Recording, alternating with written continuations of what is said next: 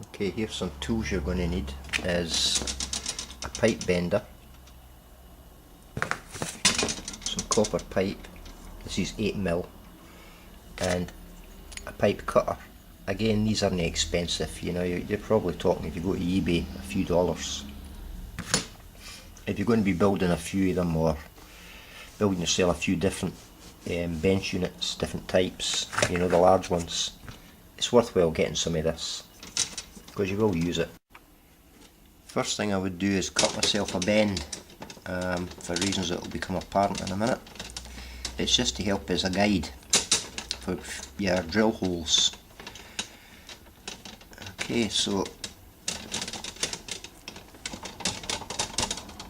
relatively easy to operate.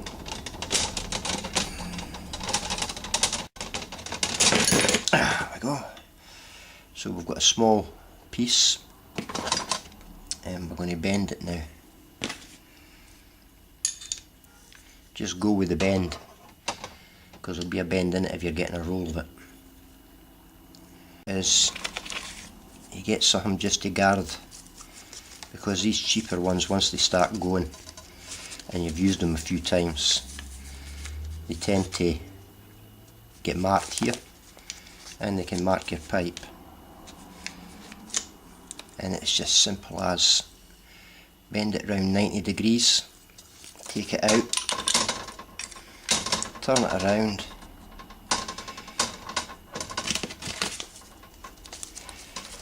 and just complete the same operation.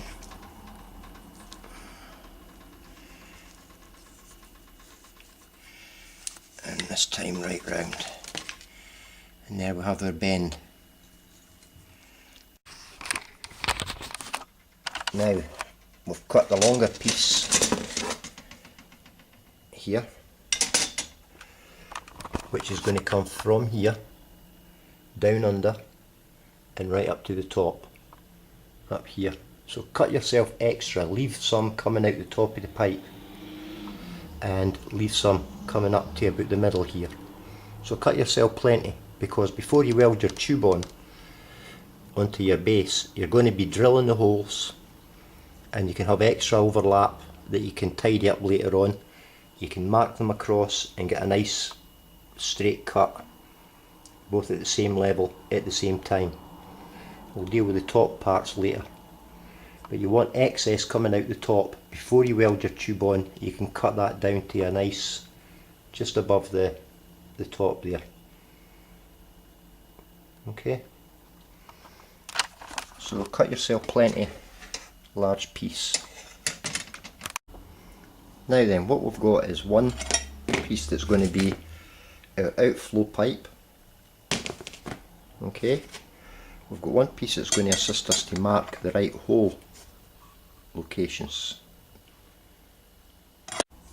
Okay, to find the centre is fairly simple. You just go corner to corner, take a straight edge like a steel ruler, and go from corner to corner, providing you're square, you're not going to be that far out. And corner to corner. Okay, there's our centre line we're going to be working from. Now, this is where this comes into play. If we take our tube, our outside diameter tube, and we place it nearly centre, you're not going to be far out if you go by eye. Take your pen, mark around, and there we have our details to work. Right, so here we are, we're set on what we're going to do. And I'm just checking. I've got one slightly forward to centre and coming out, one slightly back for centre and coming out. That just keeps everything nice and balanced on either side. Now, when I'm drilling these holes, the objective is to try and get the pipe to go in and be nice and tight. So, we're going to be using an epoxy resin. So if this is our pipe work, our plate that we're going through, our pipe's going in. It's an 8mm pipe. I'm going to drill myself 8mm holes, like so. Now at these 8mm holes, once I've drilled them, I'm going to get an 11mm drill, and I'm just going to drill out a wee recess on either side, like so.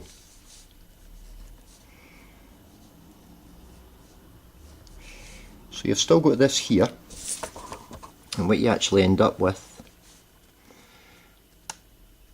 oops, is two faces, like so. So your pipe's coming through, it's nice and tight. Don't be worried if you have to go 1/2 mil hour with the pipe size, like 8.5, to push and shove it in. But what you have then is a nice tight fit here. You're backfilling this with resin, so you end up with a nice resin bubble on it like that. You will get some run through, but don't worry. Just do the top side first, so any run through comes down on the back side, on the underneath here, and it's not really seen. Again, it's just common sense. So you want to weld your pipes in, resin them in before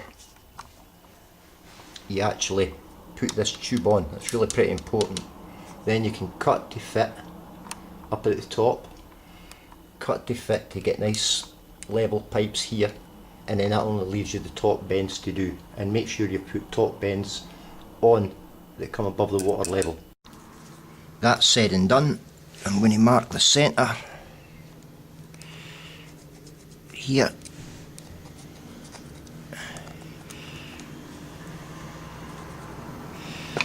and we'll just go to the centre and the centre.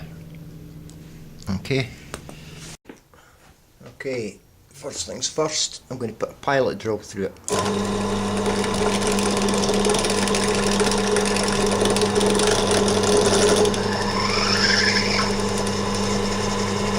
Take your time, and what you don't want to do is to start melting it.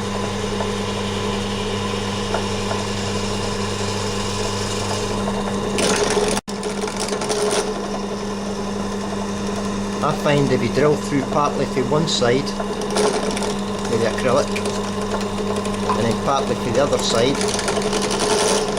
to about halfway, it just stops any drill breaking out the other side, so you get nice crisp edges.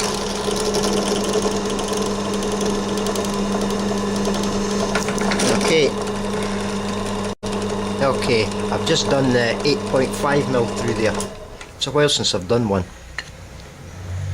but that lets us fit nice and reasonably tight in there. And as you can see, we can fit through nice and tight there.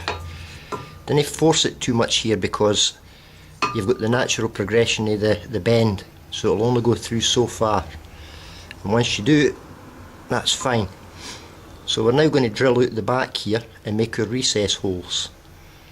Okay, I've got a 12mm drill in there, and I'm just going to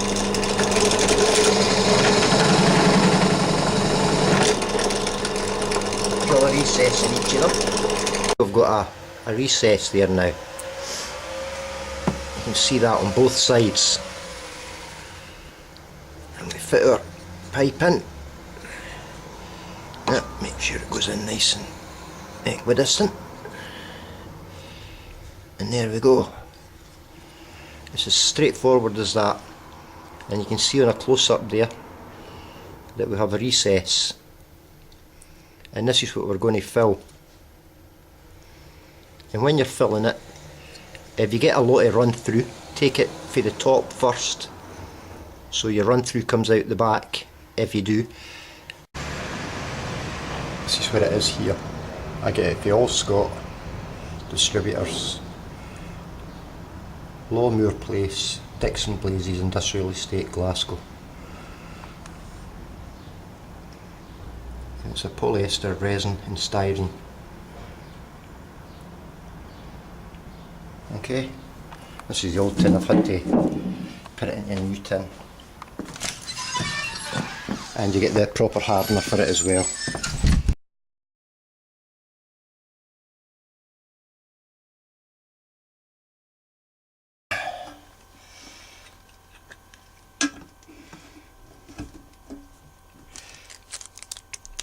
I mean, I've been doing this for quite some time, so I've kind of do it by eye. You don't want too much hardener in there, because being a resin, it'll harden quicker if you put too much hardener in. And not only that, but being a resin, it'll heat up and you'll get a heating effect, and you didn't really want the heating effect. You just want to let it dry maybe for 30-40 minutes.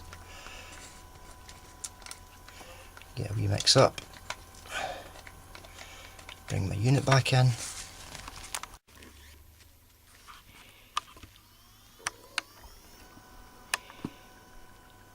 And what I'm going to do here is I'm going to take my little spatula and drip it in very carefully. You don't want it too runny, because you don't want it running out the other side. Just going to put a couple of little drips in to each little location at the moment.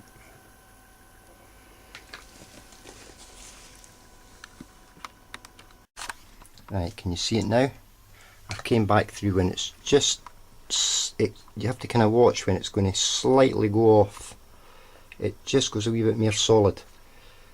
It's less likely to run through any gaps and doing it to the other side. And can you see it? Okay, so you can see the actual thing itself here. So I've drilled my 8mm hole, then I've drilled in about 3mm for either side with an 11mm drill. This is 12mm thick, so I've still got approximately 6mm in the middle. That's the 8mm diameter, and you can see how I've got a reservoir there, and that's what we're filling with the styrene. You see that? That's what we're filling up with the styrene. Now I've used a little bit of plastic carton, and I've cut myself a wee edging thing out here. And basically you're coming in here and you're putting little drips in. It's the only way you can do it, like there's no other way to do it. And you're just filling that hole there.